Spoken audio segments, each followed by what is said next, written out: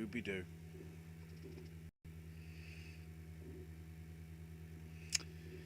Cold open. All right. As it always is. So, last night we did our regular Q&A show, and we'll be back again because of Forbidden Door weekend on Monday that weekend instead of Movie Club on Monday. So it'll be Monday will be the Q&A and Tuesday will be Movie Club. So we're looking forward to that. Tonight we're going to find out what movie's going to be involved in that Movie Club show. Episode 6. But we have to get to episode 5 first. So welcome everyone to Popcast Movie Club, and my name is Owen. Joining me as always, we have Ashley. I support Rebel Wilson.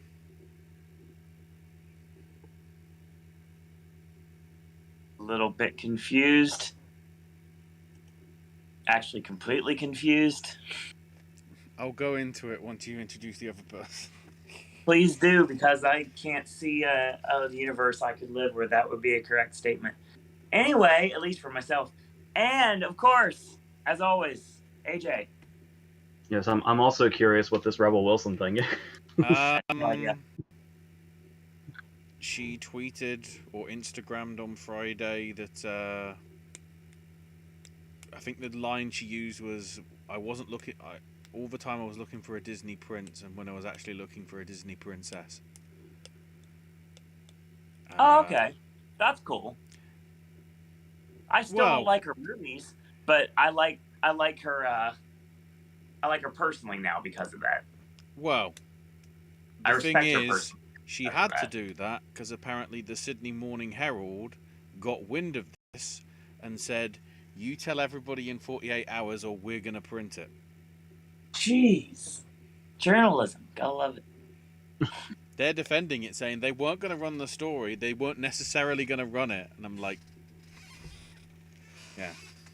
So although I'm not a great fan of most of her work, I'm not a fan of most of her work either. I think because of the way she was treated by the press in that, I support her in that respect. Yeah, I can see that. I mean, like I said, I'm not a fan at all of her work, but at the end of the day, that's cool. I have no problems with that. I think the only thing that really comes to mind immediately would be Pain and Gain. As far as when you actually liked her? Yeah. There isn't anything else that comes to my mind unless I'm not thinking of something, which I might be. Yeah, I don't entirely blame her for senior year. I'll put that on Netflix and the writing, I guess. So. I never saw it, so I can't say anything. Oh, you're so lucky, man. Fair point. So, yeah, this is Popcast Movie Club, and what we did was 2 weeks ago, we had our chat pick a movie, and it was selected to be AJ's pick this time around, which is The Talented Mr. Ripley. It was mine by default this time. Yeah. It's going to be interesting to see what happens when we put up the poll tonight, because not everybody is here. So it should be interesting to see how that works. If there's a tie, I guess we'll see how we're going to break that tie. But we'll get to that momentarily.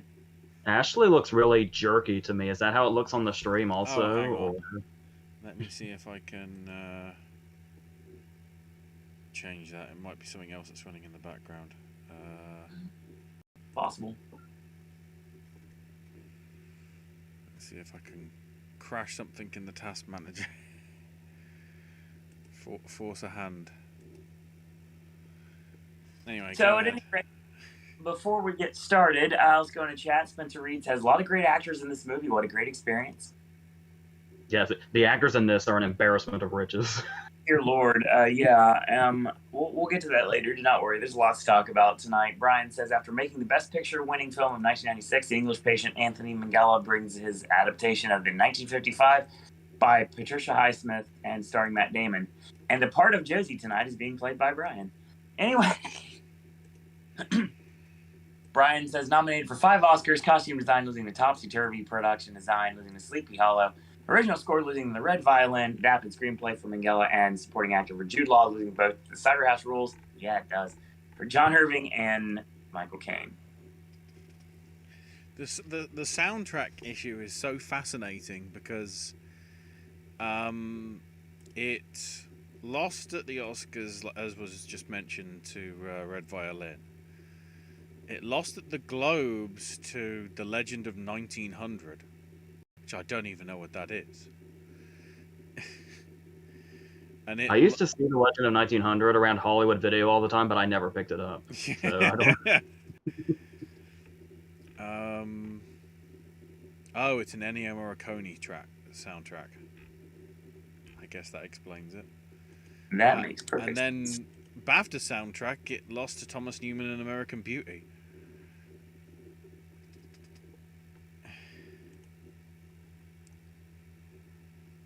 All right. So, it should be an interesting show tonight. Like, we've got our live chat, like we always do. And, it probably looks a little weird, me on camera right now. I keep, like, putting my hand down. I'm, like, trying to take care of my knee right now. So, yeah, I'm trying to take it easier. I realize, like, yeah, it's like maybe running every other day is not the best for your knee sometimes. So, it's kind of like, yeah, I need to take some time off. So, that's what I'm doing, trying to get myself ready for July, and so I can bounce like a madman at the water park show. So needless to say, gotta get ready for that. Yeah, so this is episode 5, and tonight me and Ashley will go head to head to determine what our movie is going to be for Forbidden Door weekend, which is for in layman's terms is the final weekend of this entire month. Mm-hmm. So looking forward to that, and we'll get to that a little bit later. But yeah, the Talented Mr. Ripley. Interesting. The only thing I knew about it was a skit that was on SNL beforehand, and I knew who was in it. I didn't know much about it, and AJ, one more time, just knocks it out of the park and picks these movies that I'm just falling for left and right. This is some good stuff. 100% some good stuff. I got some notes. I took more notes than I wrote down. I took a lot of notes on my phone that didn't make it to the notepad. Basically because I realized, I'm like writing everything down, and I don't need to do that for this because there's no reason to. Sometimes it just speaks for itself. And I'm sure what I'm needing to say tonight is going to be reverberating through everybody on this podcast, including our live chat right now. I was a little concerned you would think it was a little slow, especially since you didn't know where it was going. I wasn't sure where it was going, but it's funny because I figured the work out, and I was like, okay, this is a little suspect, but then I was like, oh, okay, this is where we're going to go. Okay, so it's like a single white female thing.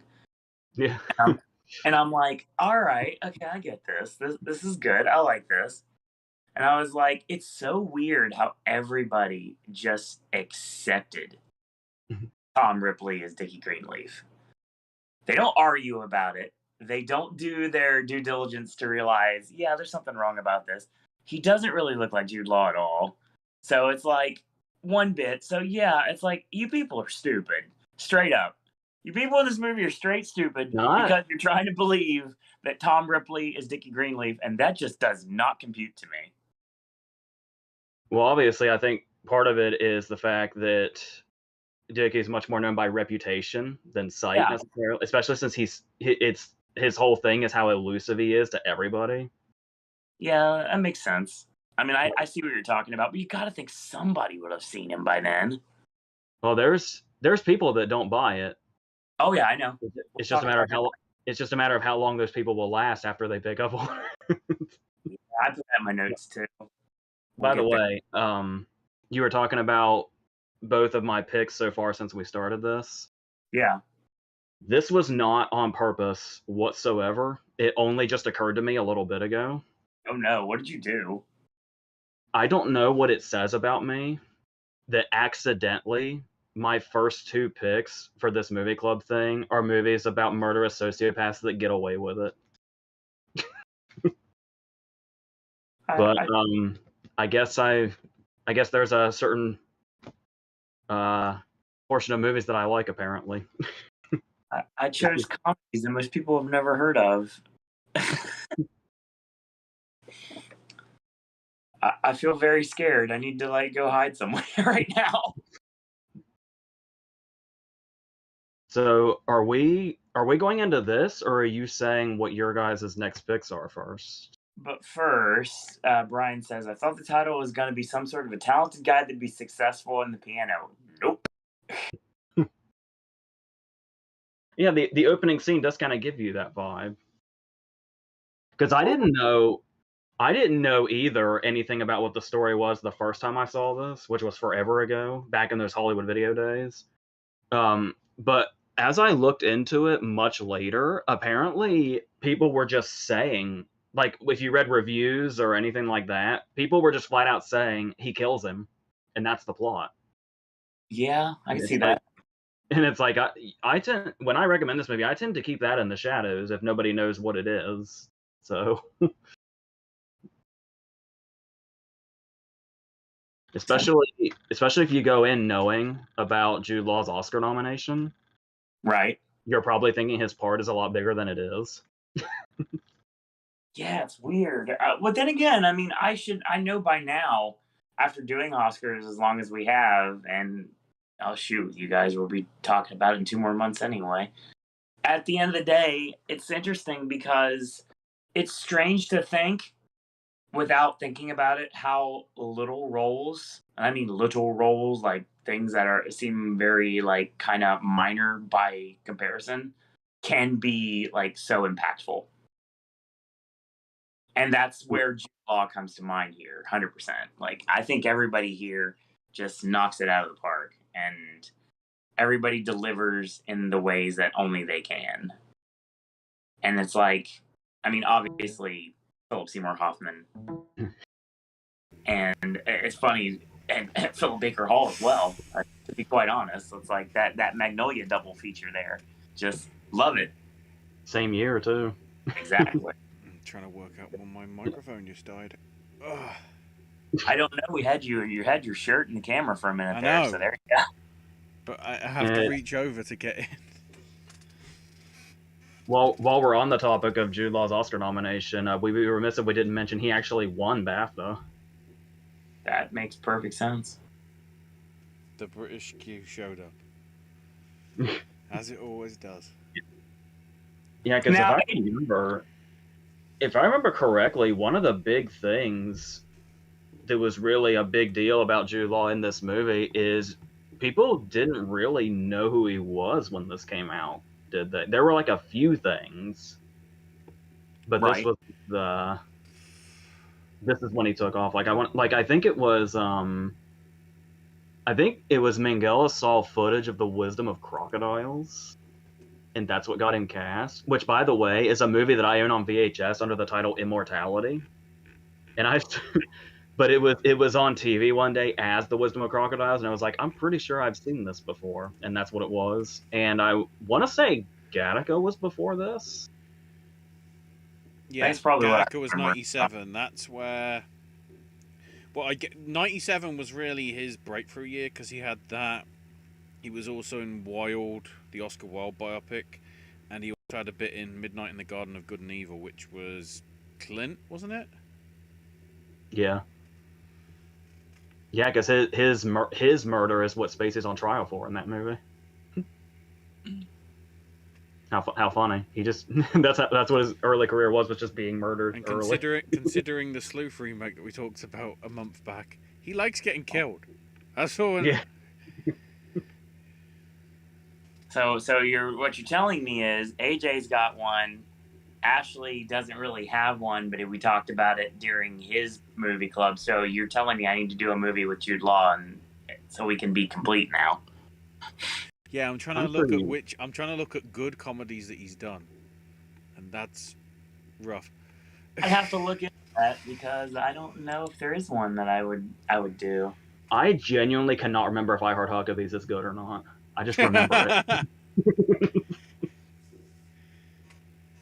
Let me look into it real quick over here. I don't know. Maybe. I'm looking into his filmography now as we speak. Yeah, I mean, I'm seeing movies, but the problem is I can't talk about most of those because there's so many verses and so many movie reviews. I can't really do anything. I was debating if I wanted to do the Alfies as a versus over September or not. That might happen. But even though this is like the Matt Damon show, if we want to go ahead and stay on the law thing for a second. And by the way, what a testament is it to this that not only did he get that Oscar nomination and that BAFTA, but the fact that we're like starting off with him, and by the time he's dead, the movie hasn't even reached the hour mark yet. It's like right before it. In a movie that's like 220. I could see people saying something. I don't know if I've heard this a lot, but I could see people where it's a performance that feels so effortless. I could see a lot of people wondering how he got where the nomination comes from and where the praise comes from, because there's something so because Dickie's one of those people that you've probably met him in real life. Oh, for sure. At some point, I knew multiple Dickies in elementary school. And they acted exactly the same way.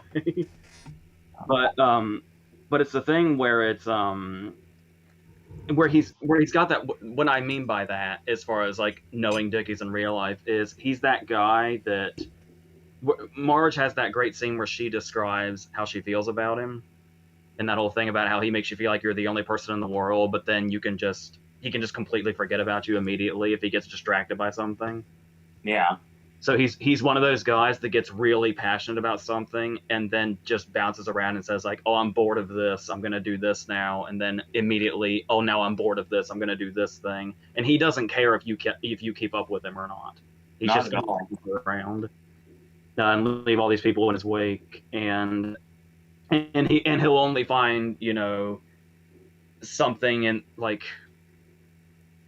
He'll only grow attached to like-minded extroverts like Freddie Miles. Like Freddie Miles is exactly his kind of person, and you can see why of the people in his life, Freddie's one of those people that seems to be in the constant rotation. Where even Kate Blanchett knows of Dickie, but doesn't really know Dickie, but she knows Freddie. So it's like that.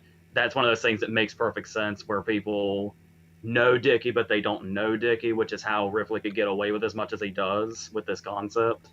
Well, AJ, it's weird to really think about it because this movie came out. Jesus, this is dating me. This movie came out when I graduated high school, and I look at all the cast in this movie, and I'm sure this is something that's you go back to all these older movies we're watching. Everybody looks so young. Yeah. I don't recall. I mean, obviously, I don't recall Kate Blanchett. I mean, it's weird to say this. I don't recall Kate Blanchett looking that young. Gwyneth looks the same. Kate Blanchett, I don't recall that at all. Not really. And Hoffman, my God. Yeah, it's like we were just talking about how Magnolia was the same year, but Hoffman looks a lot younger in this than he does in Magnolia. He looks like he jumped into a Wayback Machine. He looks younger here than he looks a lot younger here than he did in Twister, and Twister was 2 years before this. That's a correct statement. 3 years before this. But yeah, I mean, there's a lot to talk about with here. It's interesting. Looking at like the casting, the original casting, Leonardo DiCaprio was up for the Matt Damon role at one point. That makes perfect sense. I can 100% see why that would work. You could see what's great about DiCaprio is you could see him as Ripley or Dickie, honestly. Yeah, I can see that. Whereas I think DiCaprio kind of would have been the case of what Alain Delon was in Purple Noon, where he played Ripley, but where like Alain Delon is basically known for being this. Alain Delon was a beautiful dude, and that's what he was basically known for. And so when you think of a beautiful dude in this movie, you would think Dickie, not necessarily Ripley. Yeah, totally. But yeah, somehow Alain Delon was. What's that? Depends on what you're into. But yet somehow Alain Delon was still a perfect Ripley, and that's where I could see like DiCaprio could have done either one also. Whereas I think Damon's one that's where he's what's interesting also about Damon is if I were casting this movie, I don't think Damon ever would have occurred to me. No, not at all. Yeah, Somebody's Perfect for, because it was. I mean, obviously, it goes without saying it was Good Will Hunting that got him the part. Because I think it was DiCaprio and somebody else, wasn't it? That got really close. I see DiCaprio, but I don't really see anybody else. It doesn't mean that there was somebody that wasn't in the running. I think there was somebody else that was like right alongside DiCaprio, and it's one of those where it was somebody else that was like really big at the time. I'm not seeing that, but I mean that doesn't mean that it's not there. It's got. I mean, it may not be listed here in this Wikipedia page that I have. So I mean, and it may not be, and it probably isn't. So Ashley, I'm assuming this wasn't your first time seeing this. First time in a while. Sure. But no, it was clearly first time in a while because it was like, wait, Cate Blanchett is in this? Because all I see on like the front of the cover, like we've got in the picture, is like there's Paltrow and there's Law, and I think like Philip Seymour Hoffman's in this. Philip Baker Hall, a prince. Yeah, not that prince, but my prince, because of practically everything I've seen him in be good. Yeah, because Meredith isn't in the book. She's strictly a Minghella creation. Really? And I think I read that he actually beefed up her part when he learned that she wanted it. And it's like, it's crazy that Meredith is a beefed up part because it still feels like she's barely in it. Yeah. It's not in my notes that much at all, but that doesn't mean anything necessarily. But since this was because obviously there's the series of books, there's like 5. And there was Purple Noon, which is also this, and then there was Ripley's Game and The American Friend, the Wim Wenders movie with Dennis Hopper, and then Barry Pepper played him in like a really nobody knows it exists adaptation of Ripley Underground. I'm curious, Owen, since this is your first time meeting Tom Ripley, what was that experience like? How were you piecing together who he was and what he was doing? I see the DiCaprio connection immediately because obviously he kind of reminds me of DiCaprio in Catch Me If You Can. Yeah, just with much more sinister intention. Yeah, because he's a shyster. He 100% is all about working people and working people for his own gain. I like how passionate he is about the work. He literally will sell it till like his literal dying day. And like at the end when he was starting to like forget who he was for a moment, when he was talking to Peter towards the end, and it's like he calls himself Vicky, and Peter's like, "What are you talking about?" And then of course the line at the end basically saying it's like, "Say good things about Tom Ripley." And I took me a minute to realize what was going on, but I was realizing through context clues what exactly was happening, and it's like Tom's lost it, like 100% lost it. Like he like loses it real early, and he does not get it back. Like the hero worship Tom has for Dickie is just off the charts.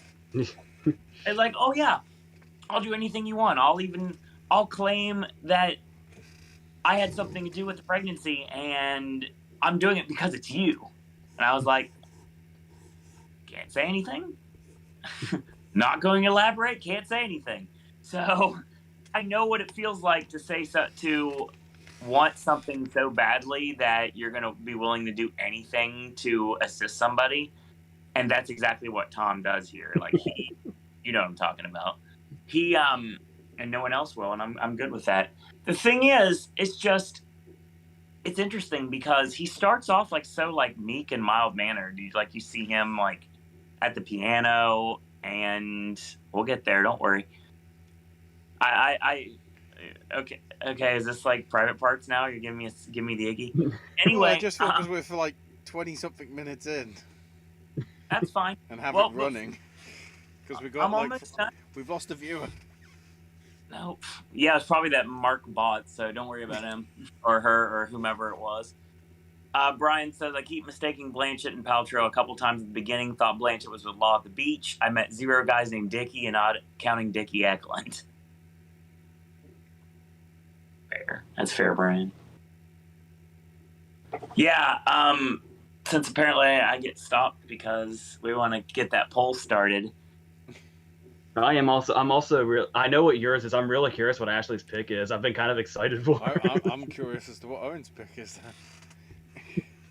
So, before we get into everything, and we will in a minute, we're going to throw it out to our live chat.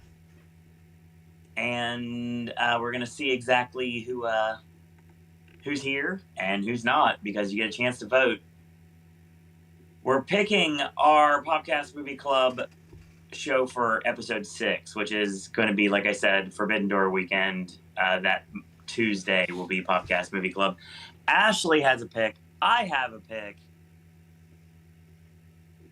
I'm going to throw out the rules of me it being my channel, so I'm going to go second. Ashley, what is your pick for Popcast Movie Club, episode 6? Well, for Forbidden... Let's sort of theme the Forbidden Door.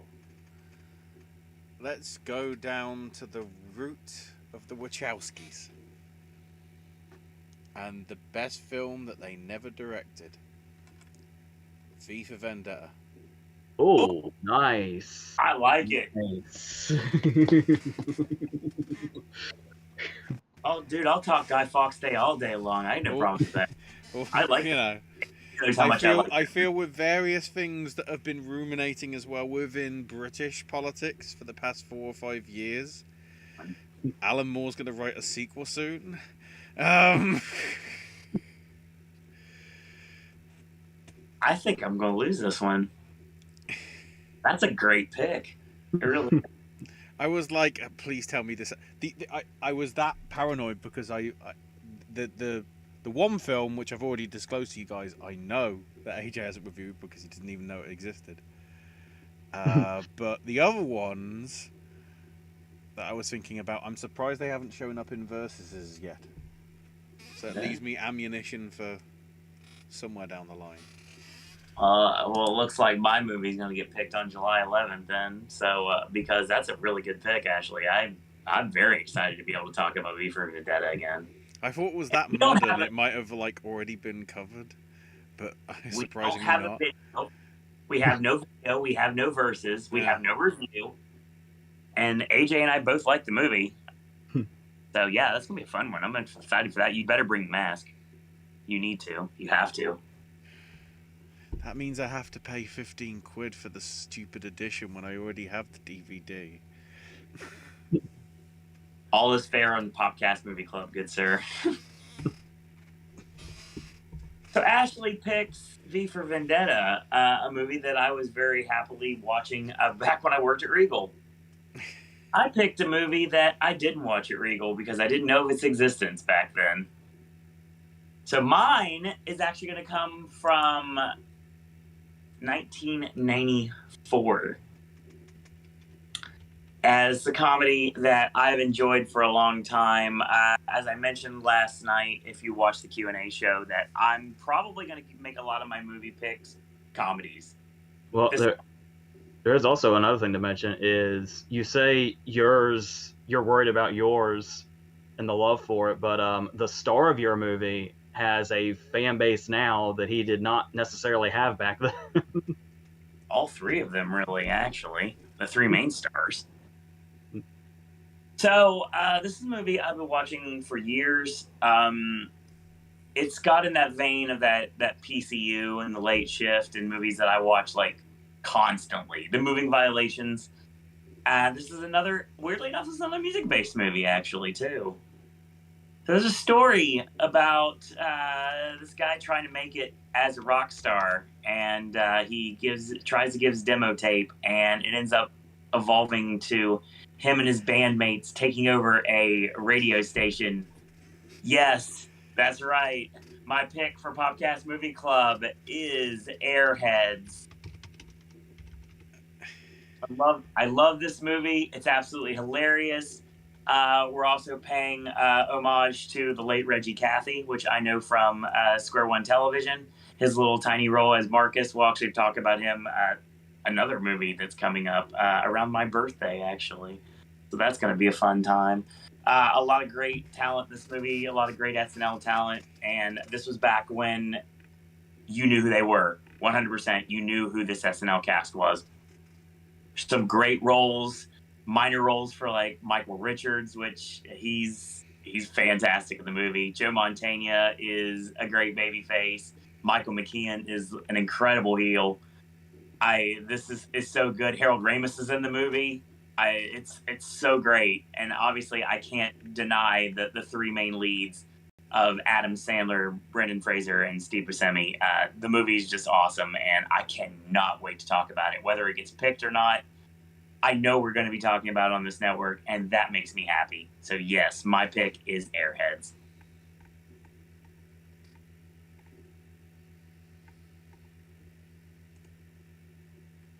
So the poll's live.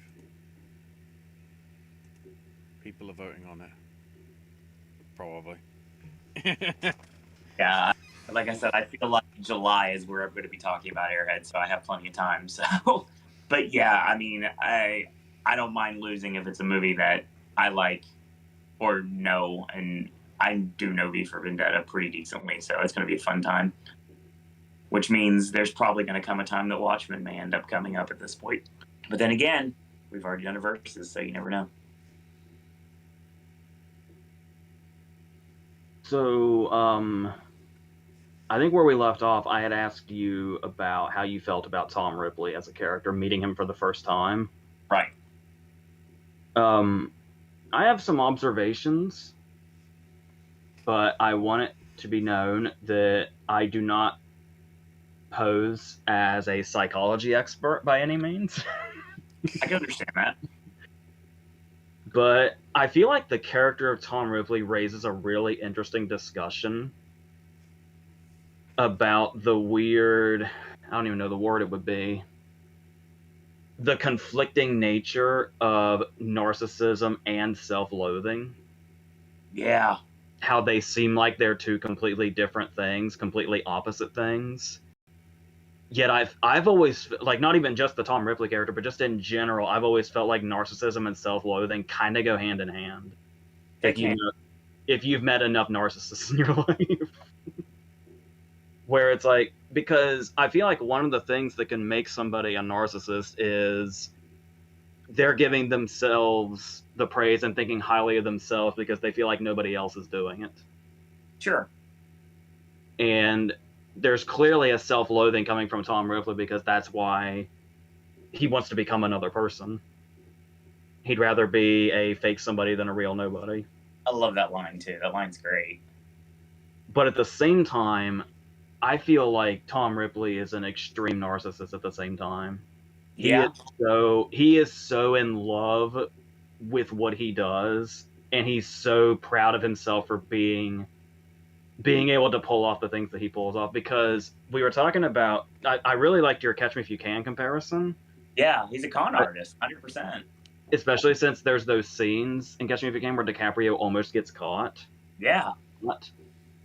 But where those scenes are frantic because he's desperate to not get caught, Ripley seems to put himself in situations just for the sport of getting out of it. He knows he's not going to get in trouble, so he pushes the envelope as far as he possibly can just to see how much he can actually push the envelope. And there's really something in the line where Dickie catches him. This is like one line, one of the few moments that's carried over from novel to Purple Noon to this, Okay. Because both Purple Noon and this took a lot of liberties with the book. They're still not a straight adaptation of the book. But the moment when Dickie catches him wearing his clothes and Tom says, "I was just amusing myself." Yeah. That's what this whole movie is Tom amusing himself. Yeah, I can see that. And the moment that really comes through, every time I see the movie, there's one moment that makes me say with glee, "Oh my God, you're a sick fuck, Tom Ripley." And that's when he has just killed Freddy, and he's putting him in the car. And while he is disposing of Freddy's body with witnesses looking at him, he amuses himself by doing an impression of Freddy under his breath and kind of chuckling to himself. And it's like the first thing. It's like one of the first lines he ever heard Freddy say when he first met him. Right. If I'm drunk, what her husband is saying, and it's like in that moment of all the moments to have that moment of he's clearly enjoying himself being in this situation where he's this close to being caught, but he's so narcissistic. He seems pretty certain at all times that he's not going to get caught. Makes sense. But at the same time, it all comes from this place of self-loathing that he hates who he is. And it's like, it's weird how those things go in. But like I said, I think if you look at narcissists in general, you'll find that where they're basically, it's almost like they're hiding how much they think they're a worthless person, and then they basically start to believe their own facade, and then they become narcissistic. Like I said, not a psychology expert by any means, but that's just what I gather from what I've seen. It certainly, he's acting narcissistic, but I don't know whether he truly sort of recognizes it until that sort of bit where he says, I was trying to be a somebody when I've just, I should just be a simple nobody or whatever. And I think, from where we develop with that, because I do vaguely remember seeing Ripley's Game when it came out a few years later, and I was trying to work out why John Malkovich was like a completely different era, and that seemed like he was more down to earth and comfortable with himself, as in sort of he because he got away with it this first time when he was a youngster, he can get away with it more now, which is, I mean, they probably tried to adapt it more, because I vaguely remember way more sort of like gun stuff and like action stuff in that than you do get in this. The only action bits are really sort of Dickie's death scene, Freddy's death scene, and I guess the stunt with the fall on the scooter. Yeah.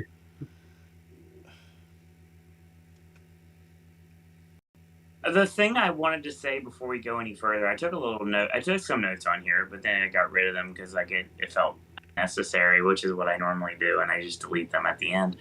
One of the things, I don't know if you guys picked up on it, I'm sure you probably did. My knowledge of James Bond is very vague.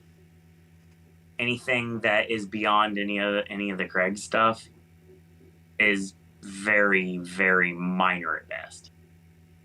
And a little bit of clips of various things I've seen at the Bond Lounge. Shout out. Can't wait to go back there again. Needless to say, I will state right now that one of the things I will say about the credit sequence, I felt like it's very Bond-like.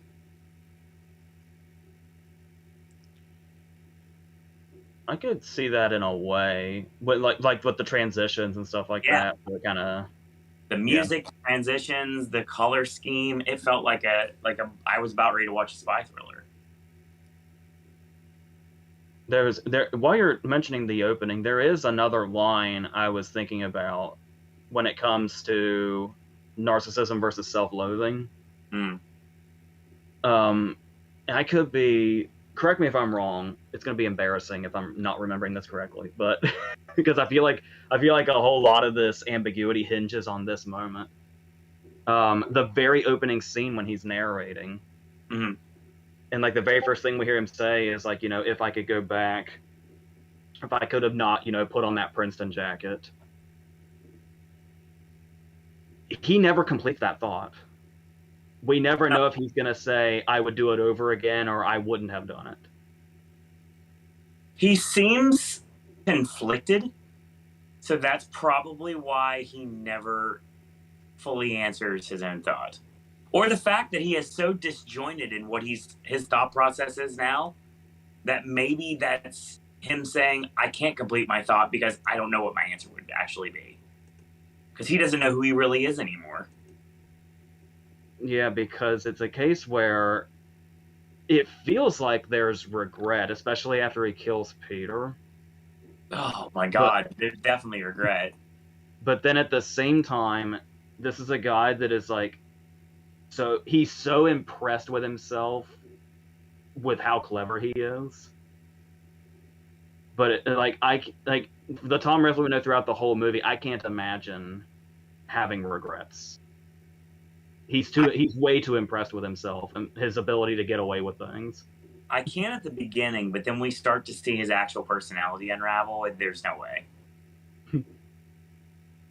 He's already too far gone by the time the midway point of the movie hits, and it's just like, yeah, this guy's problematic to say the least, and he knows it. He doesn't care. Yeah, because what's really interesting about him also is how he's able to get away with everything, but because we know him to be a character that lies consistently. Yeah, and he's good. Like, for the most part, almost everything he says is a lie, except when he's really hanging out with Dickie for the first time, and he's bombarding him with truth. Where he says, like, what's your talent? And he says the 3 talents, and it's all, I impersonate people, and I can lie, and I can get away with it, and all that stuff. And it's like, because we know his nature, the more truthful he is, the more mysterious he's telling us everything, but that just makes him more mysterious. See, like, what other character can you say that about? It also makes me think that that's why Dickie immediately just like, this is not on the up and up. I don't remember you from Princeton. And he's like, it takes him a minute because Tom is such a charmer, and he can charm anything and anyone into like believing he's like the greatest person in the world.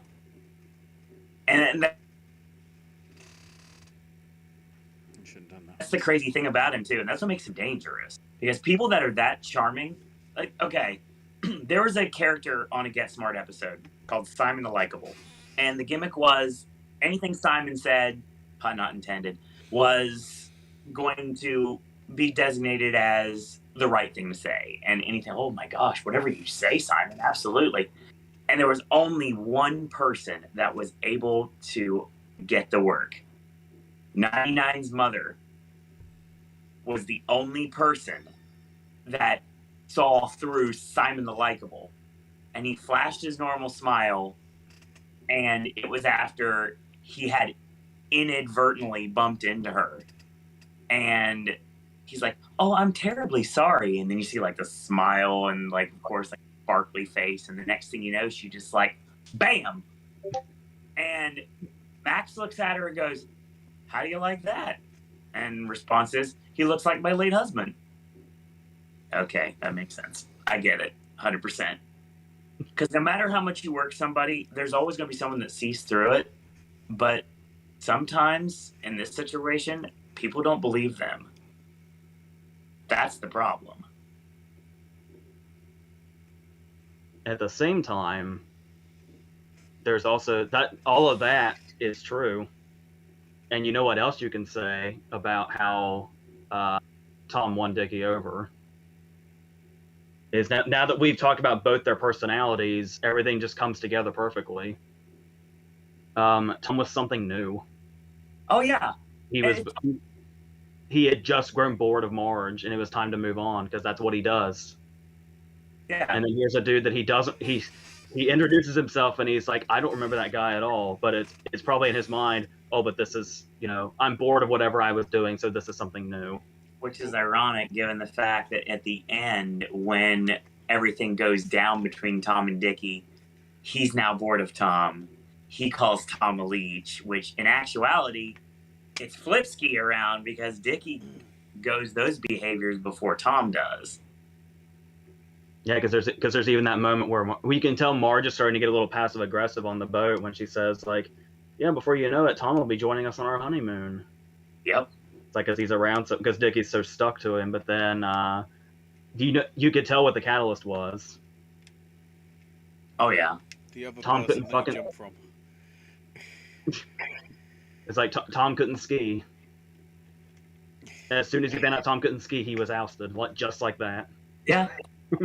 Because I mean, Jude Law in the movie looks like a literal like character in one of those ski movies from like the '80s.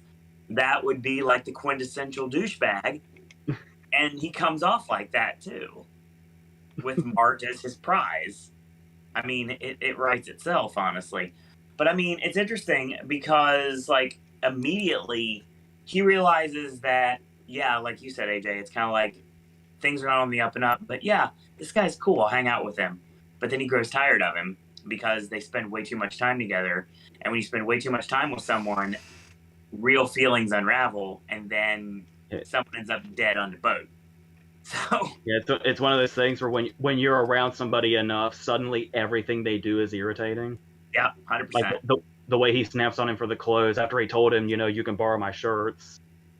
There was the when he snaps at him for just cleaning up. Yep. And then there's the whole thing where he stops having his dad's income, where Tom stops getting paid by Herbert Greenleaf. And as soon as Tom doesn't have that money coming in, Dickie's like, you know what? I think we should part ways. Let's have one more night out and then we're done. Yeah, he's like, you can't pay your own way anymore, so I'm sorry. So bye. Well, it's funny because he's like, you need to go back to my father and tell him I'm never coming back. And then the next thing you know, it turns from Tom's gonna leave to, oh yeah, Tom's gonna stay for a while. He's going to live with us, and Marge is okay with this because he charms Marge as well. Which is really interesting. Also, it's really interesting to see the relationship between Tom and Marge because how I talked about he's able to get away with this until a few people can see through it. Sure. And it's like when you read the book, Marge sees through him instantly. She seems the type, honestly. And they and that's the thing also, is it's not just that he's attached to Dickie and he considers Marge in the way, but I also feel like it's also a case of Marge can see through him throughout the whole book, because we get it's not like in the first person kind of thing. We still get inside his head a lot in the book, and we know his every move in the book. And he loathes Marge through the whole book. Like it goes into great detail. The scene where it seems like he's about to kill her. It's like the book really gets into detail about how close that was to happening and how much it would not have faced him to do that. Right. Which I think Damon's delivery during that scene clearly shows that intent as well. The methodical, calculated sort of like you can tell what he's sort of doing in the math, like trying to weigh up. Is this getawayable or not? I mean, I want to talk about Philip Seymour Hoffman here, obviously. Speaking of I will say right now, if you've not watched it, I didn't do this for views. I didn't care. AJ knows this 100%. We did it to commemorate Philip Seymour Hoffman's career after he passed. And we have a really nice retrospective, not a popcast, but just me and AJ talking on my couch about the career of Philip Seymour Hoffman, and just like nature intended. And if you want to check that out, the video's probably been forgotten. Most guests people have never seen it before, but if you want to check it out, we go like deep dive into everything in his entire filmography. So I enjoy doing that, and I love the entrance here because he just pops in out of nowhere with his red car, and he looks like he's going to try to run people over, and he gets out of the car and he's like, "That's my grand entrance, and I'm here to party at this point." I noticed you're going to refrain from saying his actual line. You are exactly right. But the thing here is also, this is actually a perfect segue into Freddy, because I talked about how the catalyst of Tom being ousted was he couldn't ski. Yes. Yeah. obviously the other clear catalyst here is Freddy. Oh yeah. Remember how I said I don't want to sound like I'm still holding begrudging feelings about my childhood, because that would be unhealthy. But I will just say, remember how I said I knew a lot of Dickies in elementary school? Yeah. Obviously, if you know a Dickie, you know a Freddy. You 100%. I just want to give you one example. Once again, not that I'm holding feelings from childhood. It's just memories resurface from time to time. That's fair. Same here. I had a Dickie in childhood where it was that guy that's like friends with everybody in a way, but also kind of elusive and bounces around, gets bored easily. But at the same time, you're drawn to. That's another thing that Jude Law's performance does so well, is this whole thing hinges on the way people get hooked on Dickie, regardless of the way he is. And then this guy was elusive from time to time, and then in like third grade, there was a new kid that came to school, and they became best friends. I shit you not. They would literally buy the same clothes and intentionally wear them on the same day. And I pretty much never heard from this guy again. And it's like, Tom Ripley should not be a relatable character.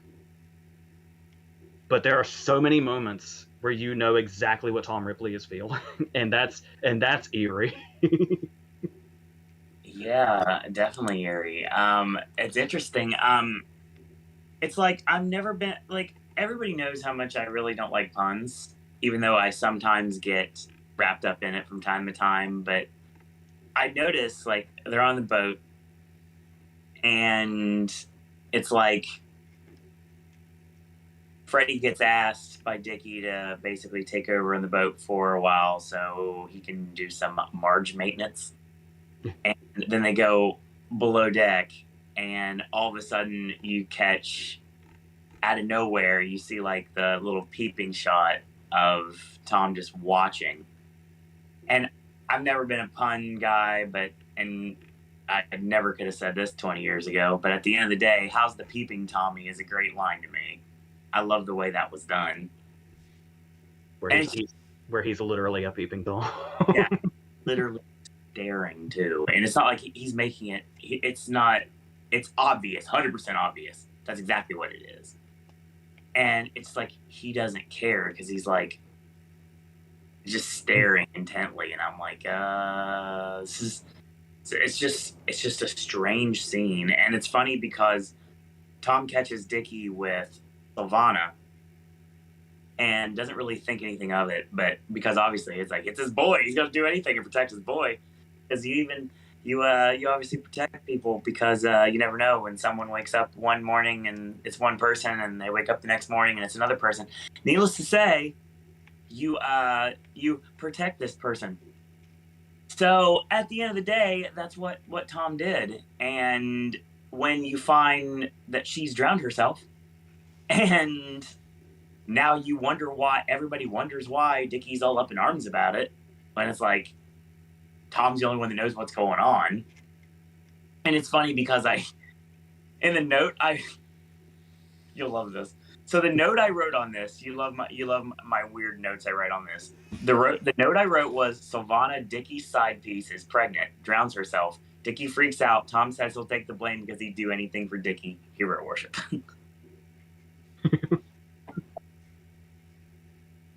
And speaking of his feelings toward Dickie, I've got to bring this back to Hoffman. Oh, please. How it's so interesting because, by the way, we all love Philip Seymour Hoffman so much. Oh God, yes.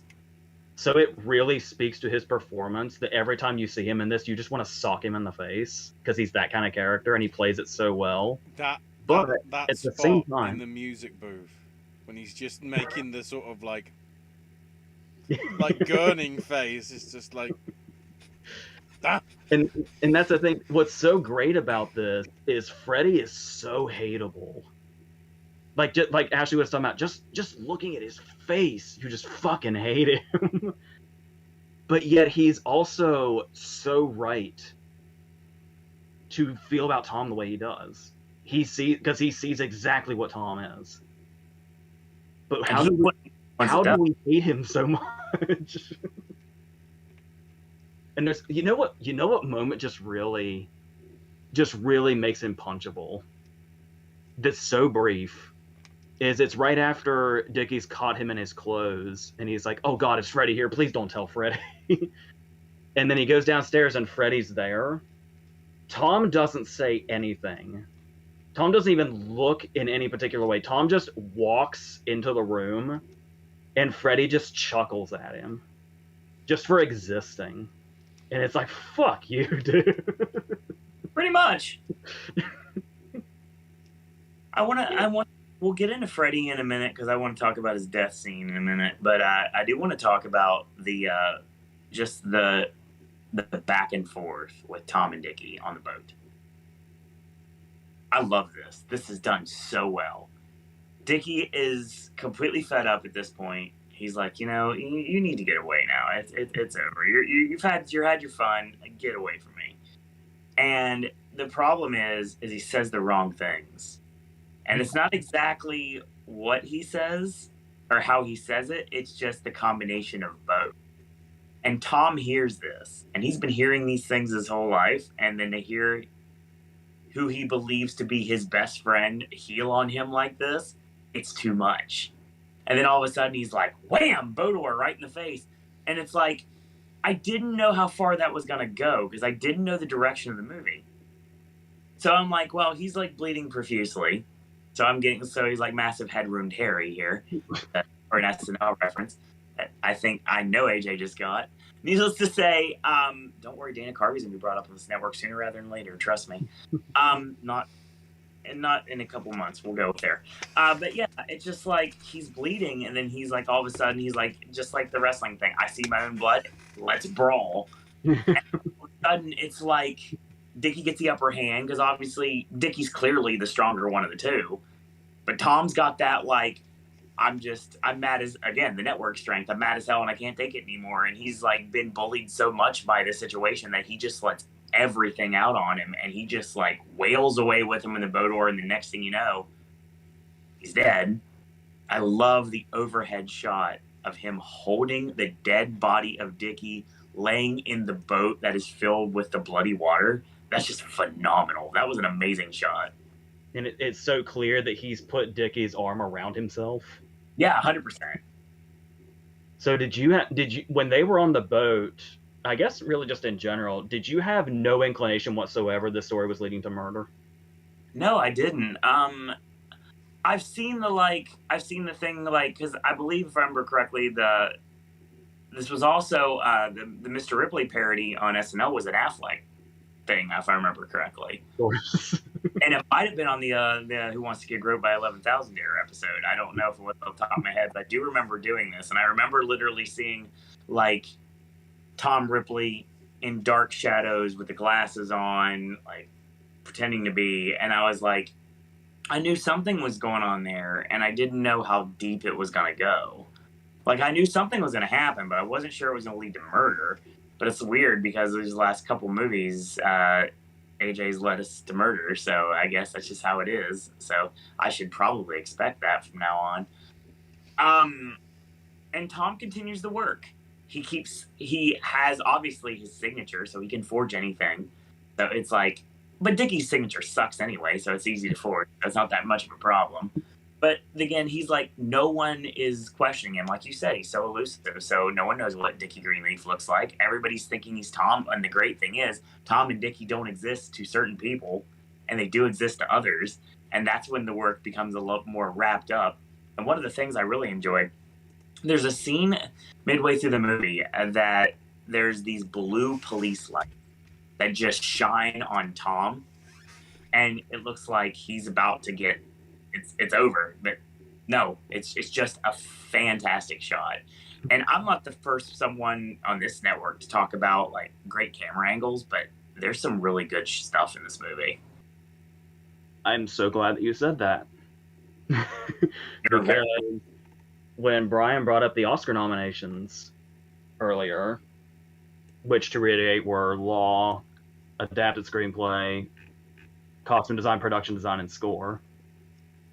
I don't remember what all was up that year, but I feel like cinematography is a glaring omission. There are a number of things like that. You talk about the angles, and you talk about those shots. There's the shot. Talking about that too, which is a bigger deal. There's some stuff that's on the nose, but I still like anyway. Like when he catches Tom in his clothes, and Tom goes behind the mirror, and it looks like Tom's head on Dickie's body. Like I said, very, very on the nose, but I still dig it anyway. But there's the way the opera scene is shot, which is incredible. And there's one shot that's really brief that might be my favorite shot in the movie, where it's right after he's killed Dickie, and then he comes back and he talks to Marge, and then there's that shot of him just watching Marge, and it's her walking, and it's her in silhouette, and the entire shot is basically just blue and black. Yeah. With like the water and then the area. I'm really Bond transitions I was telling about earlier. Yeah, if anybody can refresh my memory on what all was nominated. So the winner that year was American Beauty. The other nominees were End of the Affair, The Insider, Sleepy Hollow, and Snow Falling on Cedars. That's the power of Robert Richardson there, I guess. I've never heard of that film. Let's say, to be fair, that's a pretty inspired lineup, actually.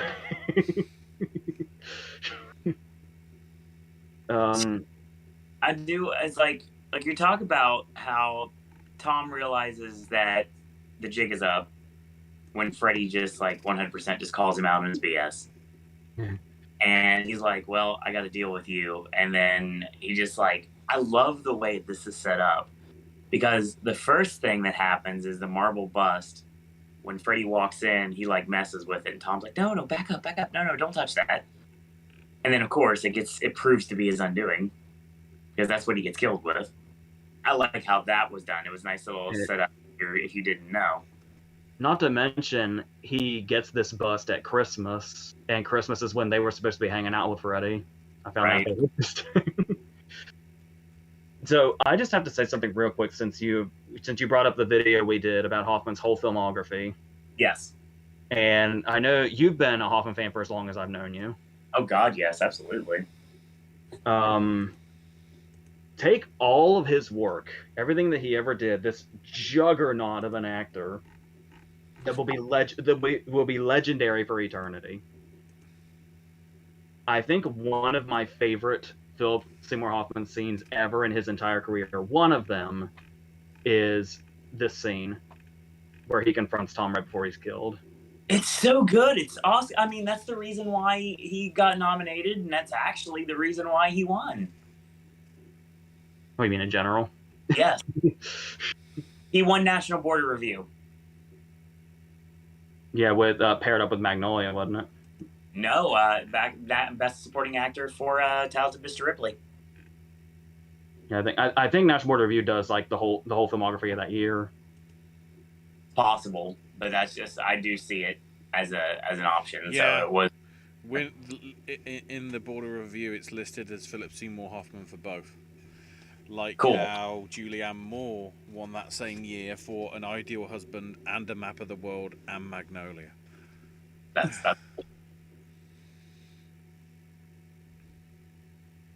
Yeah, it's the whole, because that's one of those cases where when he's just looking at Tom in the booth, or he's chuckling at Tom at lunch or whatever, and it's oh my God, I fucking hate this guy so much.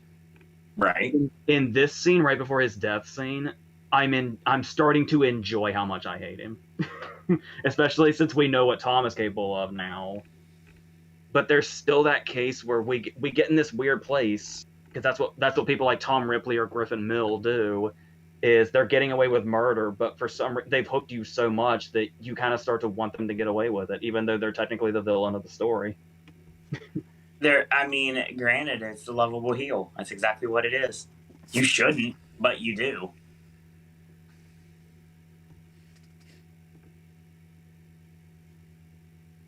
I was gonna say something else and then I lost it. But it I was going to say something there, but now it's gone. yeah, I was gonna mention Signs everywhere.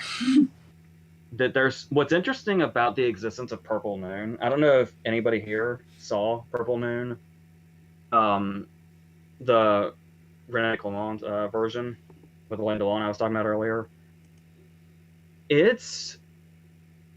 I don't know if I like Purple Noon or not. It's very good looking. It's very well made. And like I said, Alain Delon's actually kind of a perfect Ripley.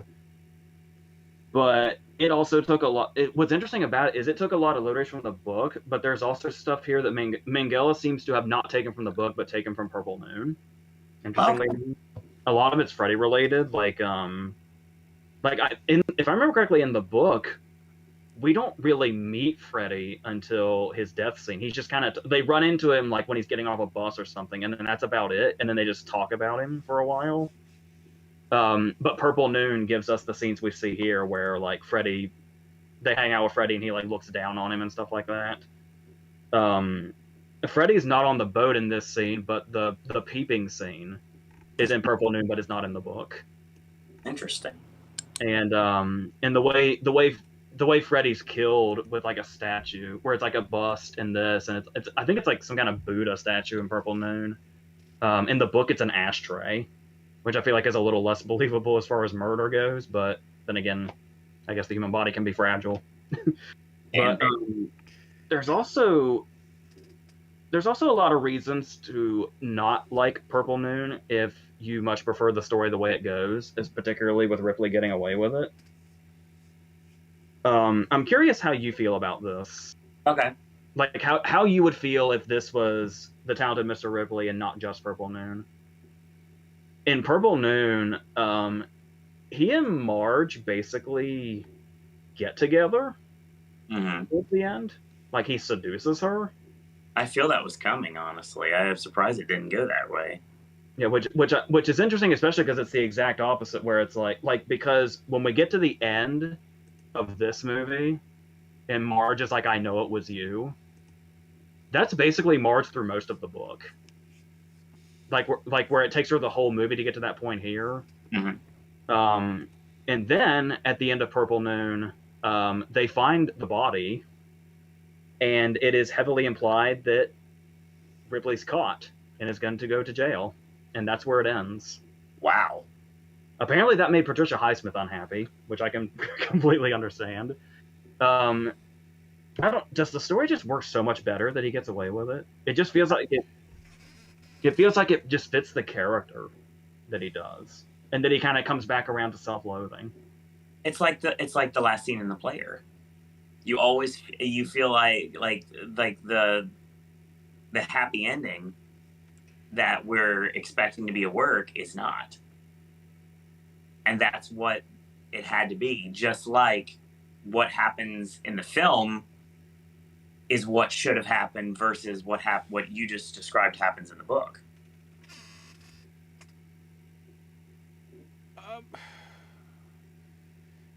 I don't know whether it's sort of like hindsight of like actually letting Patricia write more stuff, because of course Purple Moon was what, 5 years between her writing the book in like 55. Yeah, I think so. Whereas obviously, I think would all 5 have been written by 99?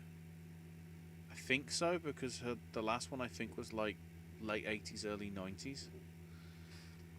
In terms of the book she wrote. So there's already sort of an established sort of like, it doesn't make sense to sort of like write out the character when you can leave it on tenterhooks. You know, case in point, like with the other Matt Damon thing, Jason Bourne. They never write themselves into a corner. They always leave it, you know, open so that another one can happen. Yeah, of course. To some extent, they did that with Craig with Spectre. You know, they wrote it like they could get it, you know, do it, but there's enough to sort of like try and warrant to get another one out of him, whatever. And I think that just works. That works better because it's the epitome of the anti-hero. You want him to get away with it, but also not. Because of the level that he's sort of willing, even with the final bit at the end, when it's like, say all the nice things, and it's just oh, you're so crushing. You're crushing. It's just the way that build is just like this sick fuck. Yeah, because I love the ending of the movie, but I love the ending of the book also, where the book doesn't go into the Peter thing. Peter's like barely a character at all in the book. Yeah. But it's that thing where he's gotten away with it, like he does at the end of this movie. But he's talking about like his paranoia, where he has like a vision that there's cops waiting for him, but then he realizes it's a vision, and his basically he says to himself, basically for the rest of my life, every corner I turn, I'm going to be expecting cops there, and that's just going to be how I have to live. But then he just goes with it. So it's like the idea of his increased paranoia, but like I said, the idea of the movie kind of coming back around to the self-loathing, and where he's kind of come full circle now. I love just as much. So I feel like the only ending that doesn't work is him getting caught. So Brian brought this up in chat, and this kind of gonna go into something we can talk about in a minute, because the police inspector that is kind of investigating Freddy's death, trying to see if Tom's attached to it, which, duh. Brian says Ripley was playing Dickie's clothes. I was thinking he was gay for a second. And that's one of the first things that the inspector asks, are you a homosexual? And the first thing that is said is Tom's like, oh, no, I have a fiance. And then nothing else is said about it. A fiance that clearly doesn't exist. Oh, totally. But yeah, isn't because I mean the there's like gay alluded to in the book, but at the same time I don't know how much she was allowed to say in 1955 about that. Yeah.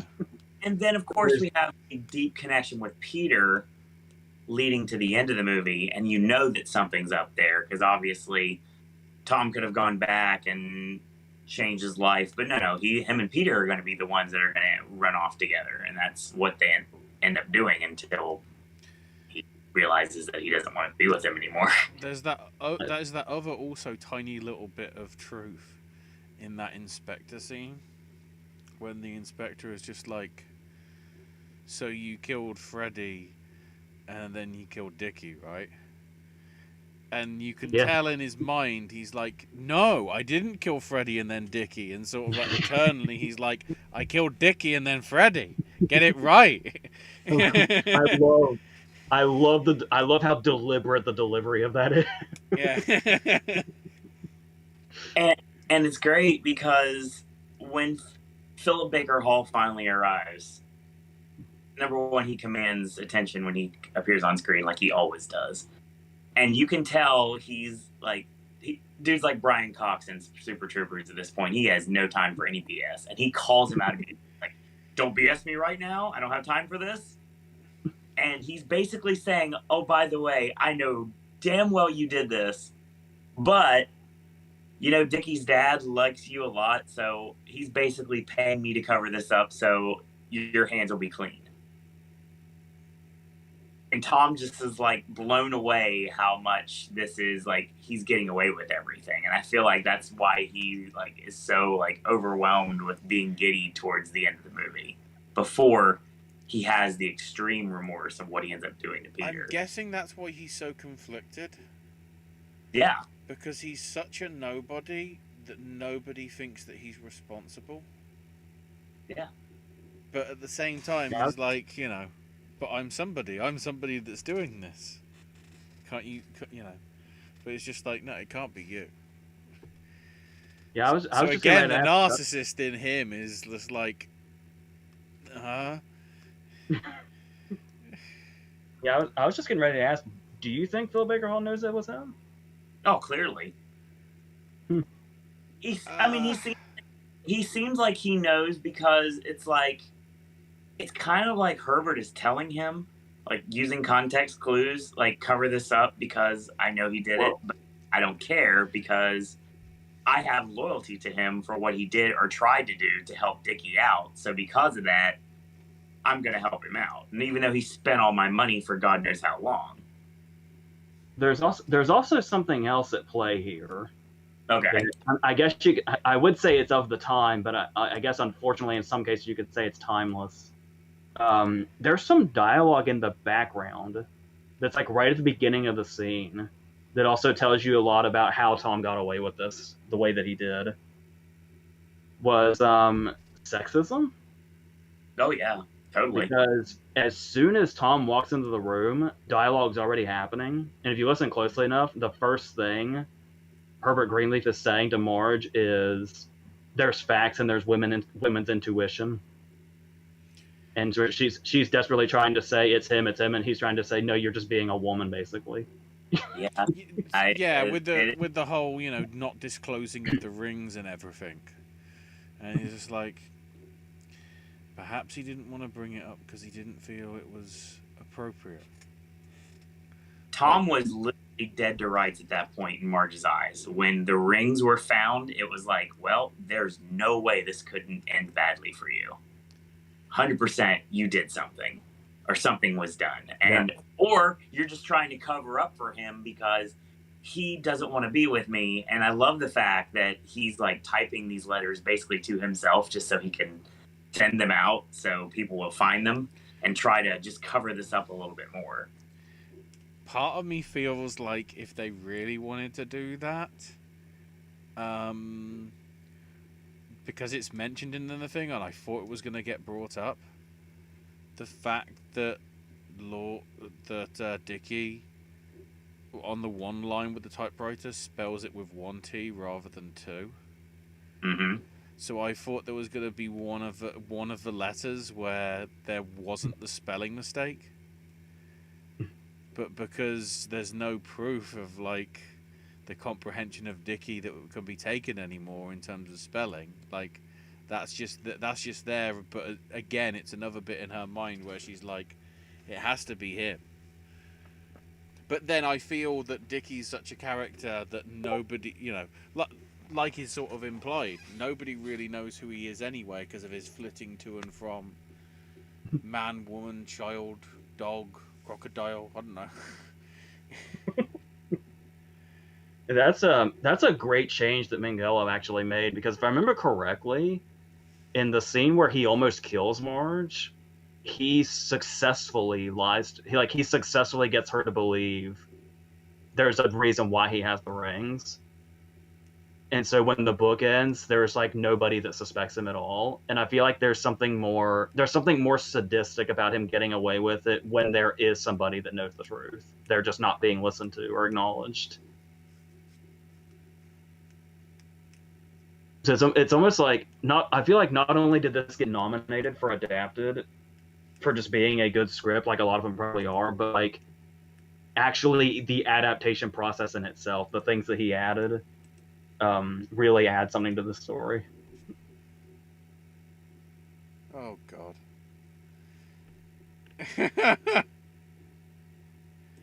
Oh what? God. Oh God dang it. Well, we've now started a curse like Red Letter Media. Damn it. So, hold on. Let me get confirmation, Ashley, before we find out, The because story's from 4 hours ago, so. Oh God dang it! Hold on, it's got to cross my Twitterverse. Hollywood Reporter, Independent, NME. Come on, Twitter, tell me something. The Guardian, USA Today. God bless it. Okay, we're not. Okay, V for Vendetta will be our Popcast Movie Club show next time because I don't want to kill anybody else. 100%. This is my fault apparently now. Hold on. I gotta verify something real quick.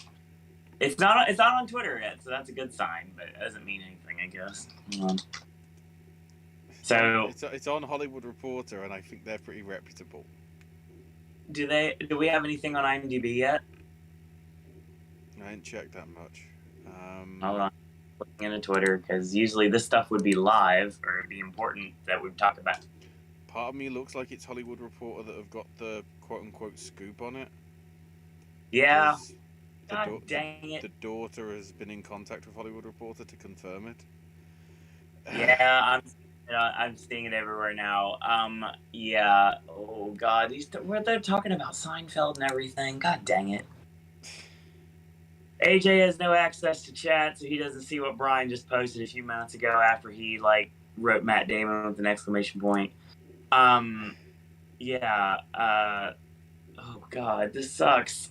Yeah. Breaking news: as of a few hours ago, we just had the passing of Philip Baker Hall. Holy shit. Well,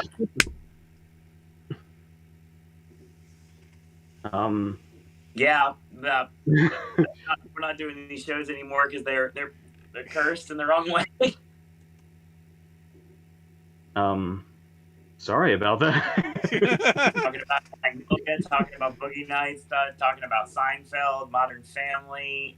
God, we've been talking about Philip Baker Hall for a long time on this network. I mean, how old was he? 90 apparently. Okay, he had a full life. Oh God, Hard 8, man. He was. Oh my God, yeah, he was a library cop on Seinfeld. I thought you were going to bring that up when he was kind of an investigator again.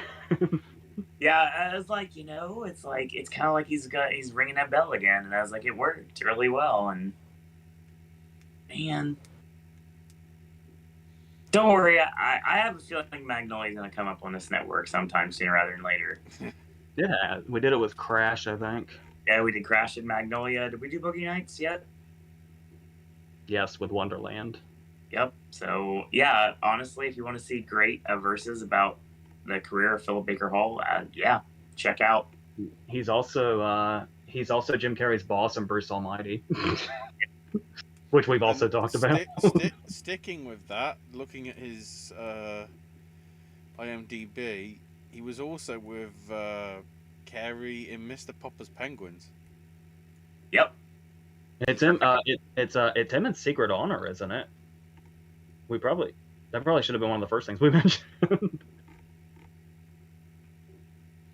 God, Yeah.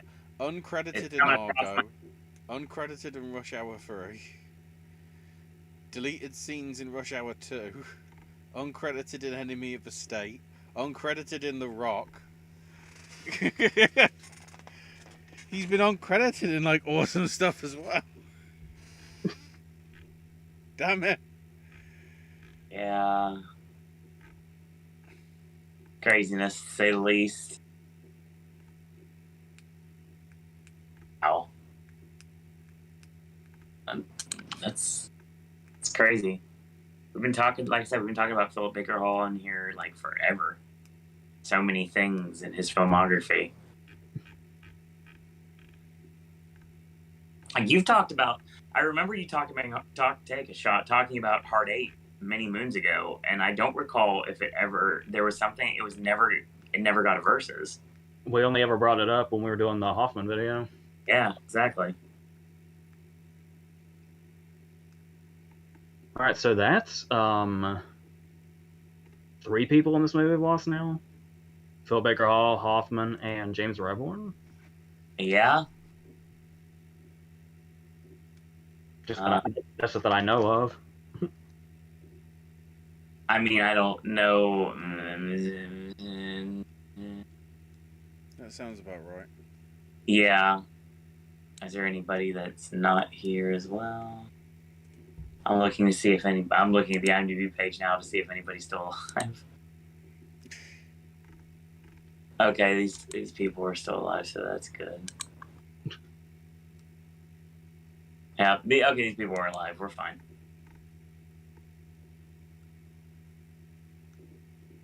Yeah, okay, we're good. So yeah, died from emphysema at his home in Glendale, in California, on Sunday.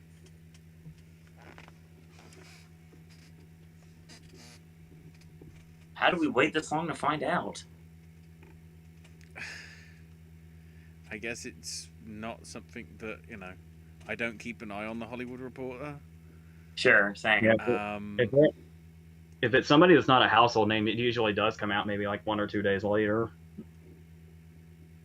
Also, if it happened, like 24 hours from now and whatever, and just to like give everybody the chance to get the news before making it public, that's probably the best. See, that's how you do it, the press.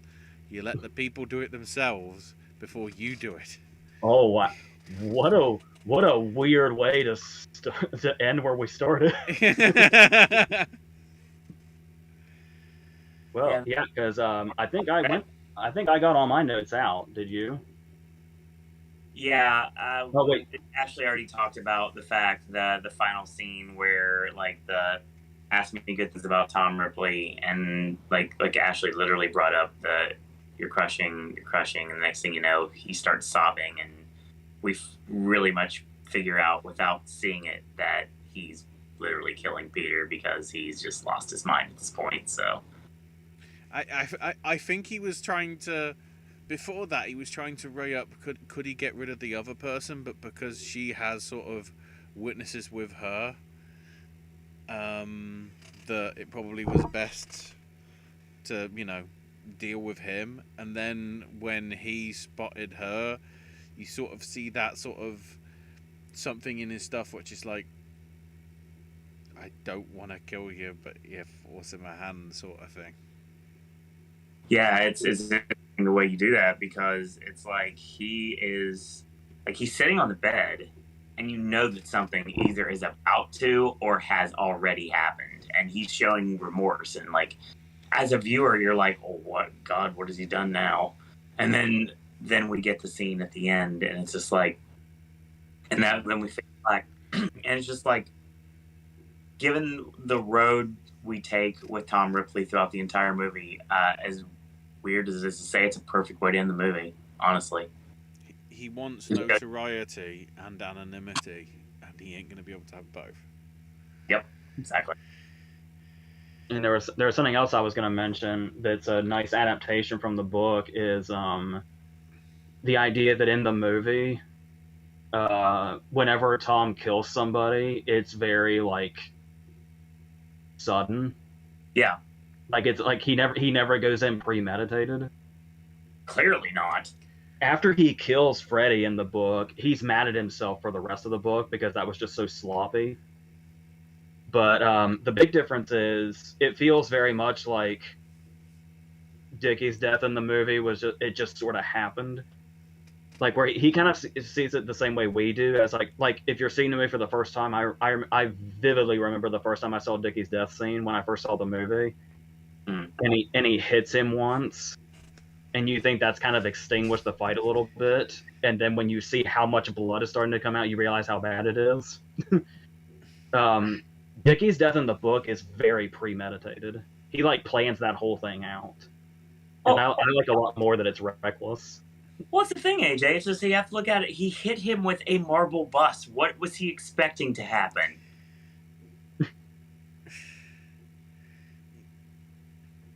Yeah, but the nature of it, sort of like, the accidental sort of tiff, and then like sort of it becomes self-defense when he realized that Dickie's gonna kill him. Sure, I see that.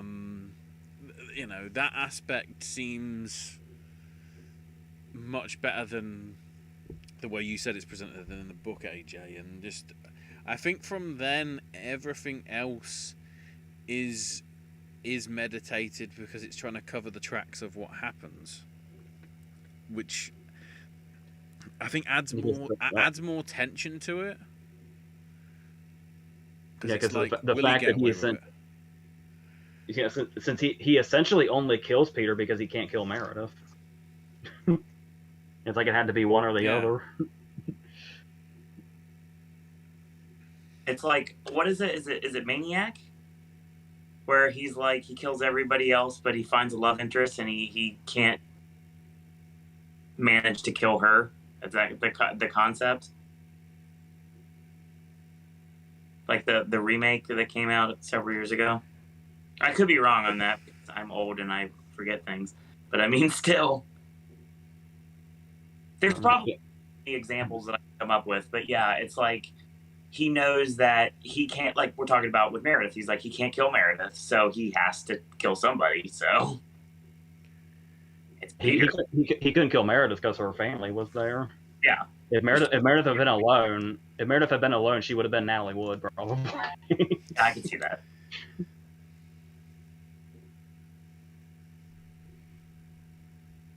It would be in the levels of the critics. It would be like B- or low 80s, says Brian. Considering how skew like things can be, I'd say probably if it was 80s, it'd be sort of more B or maybe B+ territory. Mm-hmm.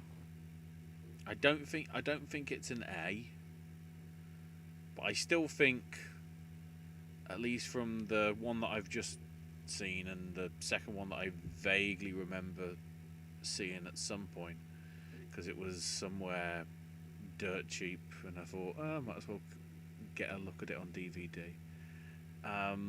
That's exactly what happened to me with that movie. in Ripley's Game.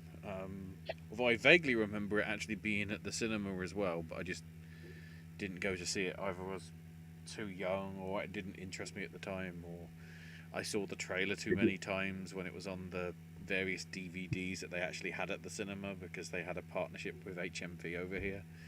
Well, they just Did you ever see The American Friend?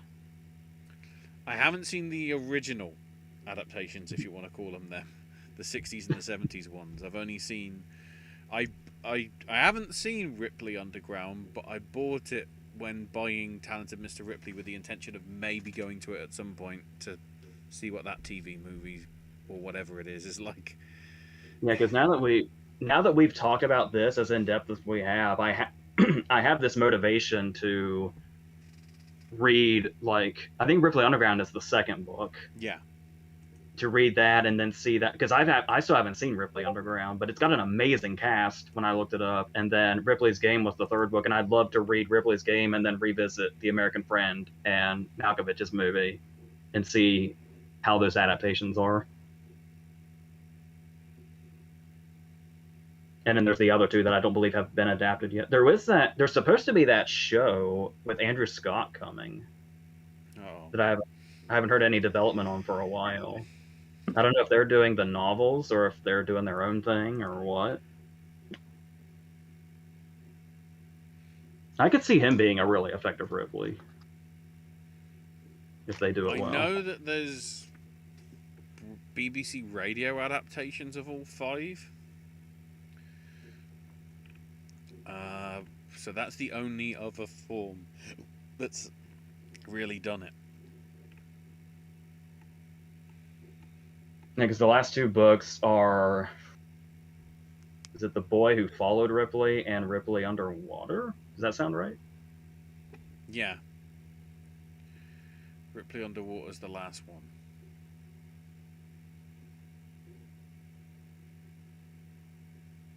Wow, if that's implying that he suffers Dickie's fate, that'll be nice and ironic.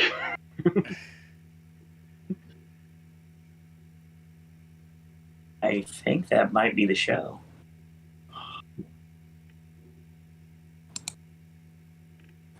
Which means, I feel that means that the Polski is done. And yes, I will announce it, Ashley. Coming to AEW New Japan Pro Wrestling Forbidden Door weekend here on the Popcast Network. Popcast Movie Club, Episode 6, V for Vendetta. If only it was Episode 5. Oh.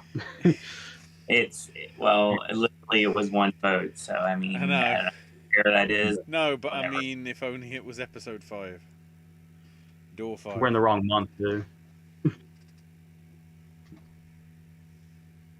So we will be talking about Chaz Darby and the Lone Rangers in July, and I cannot freaking wait for it. July 11th would be Popcast Movie Club for Airheads. So All right, so then the next vote will be me and Ashley after Airheads. Is that right? Yes, that is correct. And the loser. I mean, I love involving people and letting them choose, but at the same time, we could have so easily just done a rotation, like me, you, Ashley, me, you, Ashley, me, you, Ashley. You're not wrong. Brian says I don't want to watch a bad Adam Sandler comedy. Brian, you're not. Wow. Great. Yeah, I'll stand by on it. We'll talk about why Airheads is worthwhile. Oh, heck yeah. Oh my God, Botsky.com. We'll get rid of that. You're going to go ahead and time out. Anyway, bye. If it can affect official IGN streams of video game stuff, it can affect anybody.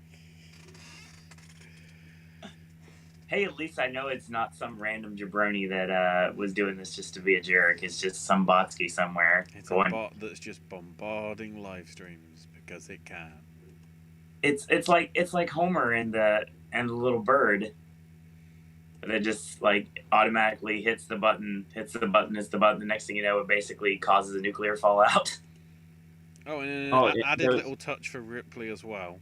If you're interested about the British cinematography, where it was nominated but lost. End of the Fair and American Beauty were in there as well. But BAFTA also went with Angela's Ashes and The Matrix for cinematography. And another point I was making, we kind of got off really quick, and I guess this is where it'll be an interesting place to end, but we were talking about the homoeroticism, basically. Yeah. And the whole idea of it being like, Tom being in love with Dookie, and it's like because I was saying that where I left off was I don't know how much she could have said in the book with it being 1955, how much she was allowed to say about it back then. Sure. But I don't know if you can even call it implication. I feel like the bath scene pretty much spelled that out. Oh yeah, 100%. That's something that never came up. But when Tom starts stroking the water while he's in it, and then he says, can I get in? And there is a very long stretch of time before he says, I didn't mean with you in it. I think that spells out what Ripley's intentions were. I guess the question is just if he's gay or bi, which it's hard to tell.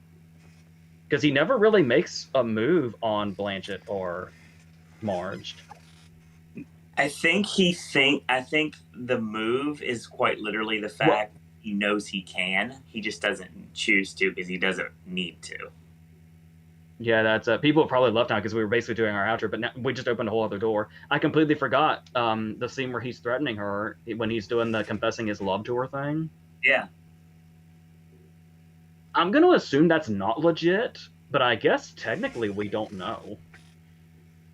I feel that the bisexual nature of Tom Ripley comes out right there, honestly. Yeah, because I said in the book he absolutely loathes her, but they kind of have a real moment on the boat there when she's talking about the way Dickie is. Right. And then when they're like walking around town together while Dickie's just fucking off. It's like it's not entirely unbelievable that he would have feelings for her, but I do think that's probably just another one of his. He was just luring her in so he could kill her. It was more of he was trying to charm her into a trap, basically. And when he says it when she's getting on the boat, when he says, "Remember the rainy day thing," that was just him committing to the, as he does, committing to the lie, which is his whole way of being. Yeah, right. His way of life. Yeah, I think that might be the end then. So yeah, that's your show. Tomorrow, AJ reviews 10 movies. And if he doesn't, Sip and Snack coming back. I guess you'll have to wait and see what the video is going to be. But that'll be tomorrow. So yeah, everyone, thanks for joining us tonight. Ashley can be found on Twitter at AshesMyNameUK. More snack stashes are coming, and we'll look forward to those. AJ cannot be found on social media, and just like Keith Richards cannot be killed by conventional weapons. And you cannot find him, like I said before, in any social media networks. Leave comments. He'll get to those probably in a Q&A show somewhere down the line, most likely. have a chance to ask AJ a question if you get in the chat. So, and he usually has been able to answer everything. So, I mean, we kind of know what we can and cannot ask in certain circumstances. And yeah, we just plead the 5 if necessary, but haven't had to do that. So it's been nice. Thanks for the live chat for doing that. Thank you, Spencer. Thank you, Brian. Thank you, everybody that's lurking. And if you're lurking, then thank you again for joining us. If you don't feel comfortable chiming in chat, cool, not a problem. Thank you for joining us. And if you'd like to leave comments on any of the shows, Q&A shows, Movie Club, Sip and Snack versus AJ's movie reviews, be like good fella Tim and give us versus ideas every other week. We appreciate those too. So thanks again for doing that. Follow me on Twitter if you like Outsuro and Disney, and that's your show. So in the meantime, stream Funeral Grey. Have the best day ever. And until next time, boys and girls, that's all we got to say about that.